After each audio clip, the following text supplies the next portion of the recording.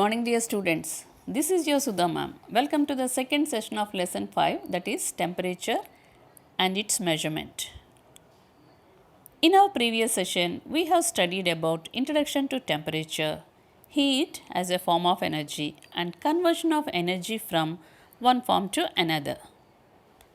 In this session, we are going to study the difference between heat and temperature.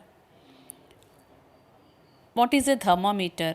How to use a clinical thermometer, and an activity which explains how matter expands on heating. Let's enter into our today's topics: heat and temperature.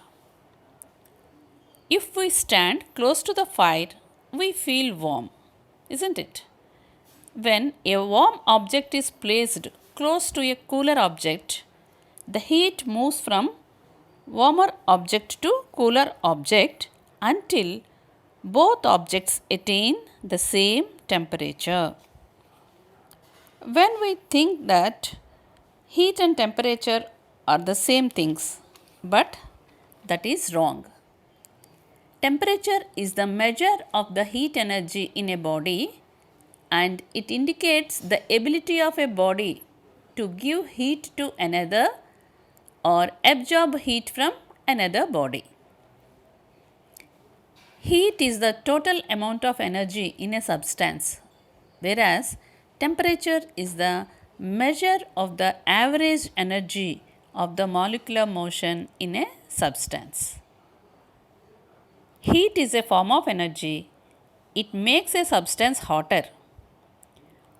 We can feel the heat by the temperature effect it produces. When heat is given to a substance, its temperature increases and it becomes hotter. This is the relation between heat and temperature, and SI unit of heat is joule, Joule, joule, and SI unit of temperature is Kelvin, Kelvin, Kelvin. To measure temperature, we use thermometer. And in this lesson, we are going to learn about 4 different types of thermometers, that is clinical thermometer, digital thermometer, laboratory thermometer, and 6 maximum and minimum thermometer. These are the 4 different types of thermometer we are going to learn in this lesson. Let us know about the clinical thermometer. A clinical thermometer is used to measure the body temperature. It is generally used by doctors in their clinics and hospitals, and even in our houses also we use clinical thermometer. That is why it is called doctor's thermometer. It consists of a long, slender and uniform glass tube with a bulb at one end containing mercury, and the other end of the tube is sealed after removing air from it. The narrow tube, called capillary tube, extended from the bulb of the thermometer. It appears as a continuous silver line because it is filled with mercury, and mercury is a metal which is in liquid state at room temperature, and it readily expands or contracts even a slight change in the temperature. There is a kink or constriction, a narrow sharp bend or a curve is present near the bulb of the clinical thermometer. A kink or constriction, a bend. What is the use of this kink? It prevents the automatic fall of mercury level so that we can take correct reading of temperature. There are 2 types of scales marked on the clinical thermometer. One that starts with 35 degrees and ends at 42 degrees is called Celsius scale, while the other that starts with 94 degrees and ends at 108 degrees is the Fahrenheit scale. This short range of temperature is due to the fact that the temperature of human body normally does not go below 35 degrees centigrade and above 42 degrees centigrade. Now let's know about its uses, the uses of clinical thermometer. Wash the thermometer preferably with a antiseptic lotion before using it. Hold it firmly and give few jerks. These jerks brings the mercury in the capillary tube to below 35 degrees centigrade or 95 degrees Fahrenheit. Place the bulb of the thermometer under your tongue or armpit. Take it out after 1 minute and note the reading. It tells you your body temperature. While reading the temperature, do not hold the thermometer by the mercury bulb. After its use, wash the thermometer before storing. Handle the thermometer with care. If it hits against some hard object, it can break. It is important to note that mercury is a highly toxic substance. Let's know how it works. When we put the thermometer bulb in the mouth of a patient, then some of the body heat of the patient is transferred to the mercury in the thermometer bulb. This heat makes the liquid mercury of the thermometer bulb to expand.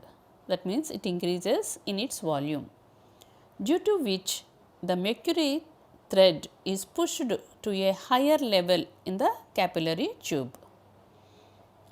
If patient is suffering from high fever, the body heat will be greater and hence the level of mercury will be higher.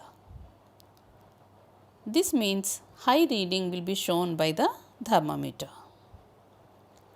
A clinical thermometer cannot be used to measure high temperatures because it has been designed to measure only human body temperature, which varies over a short range. If it is used to measure high temperatures, it will get damaged. For example, we should not measure the temperature of hot milk by using clinical thermometer.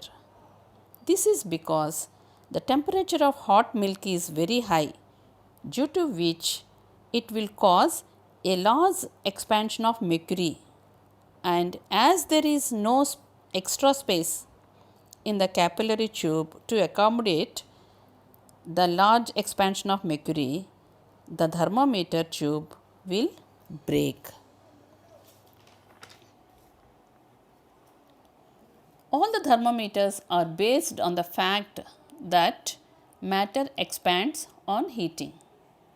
To understand the working of a thermometer, we need to know how matter expands on heating. Let's observe an activity which explains the expansion of liquid due to heat. Take a flat bottomed flask and fill it with colored water. Colored water is clearly visible through a glass apparatus, hence we are using the colored water. Fix a cork having a capillary tube in its mouth of the flask, such that the water level as shown in the figure. We can see the water level in the flask as well as in the capillary tube.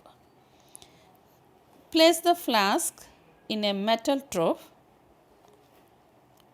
Pour boiling hot water into the trough and wait for some time.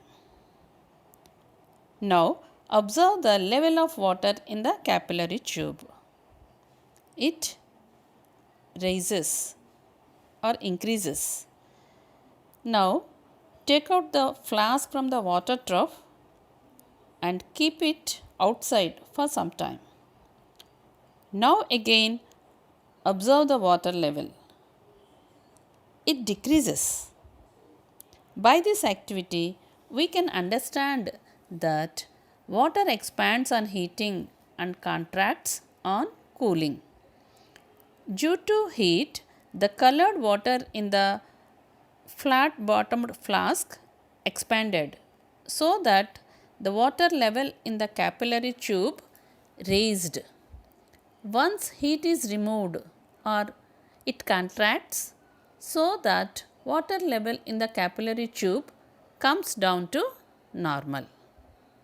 In the same way, mercury also expand on heating. Hence, it is used for indicating temperature in thermometers. Let's summarize today's topics. Today we have studied about heat and temperature, about clinical thermometer and its uses, and an activity which explains the expansion of liquids on heating. That's all for today. Meet you in the next session. Thank you.